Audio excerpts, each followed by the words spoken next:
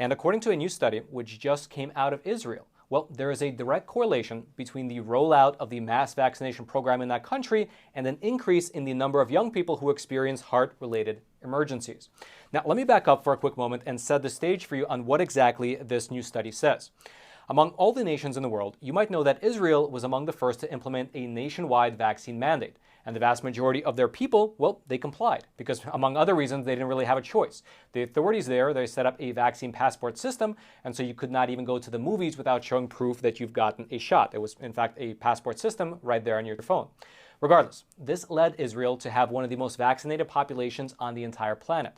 And therefore, studying the Israeli population can give the rest of the world much insight, just because of the fact that there's so much more data to work with. And according to a new study, which was just published over in the Nature journal, researchers found a correlation between the launch of Israel's mass vaccination program and an increase in the number of emergency cardiovascular events among people under the age of 40.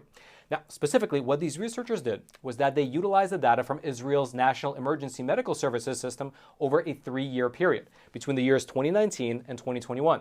And these researchers, they were evaluating whether emergency EMS calls, specifically among 16 to 39-year-olds, were correlated with any potential factors, such as either COVID infection rates or COVID vaccination rates. Meaning, they were looking to see whether they could correlate the spike in certain medical conditions with these spikes in either COVID or spikes in the vaccination rate. And what they found was that there was a 25% increase in the number of EMS calls between January of 2021 to May of 2021 as compared with the years of 2019 and 2020.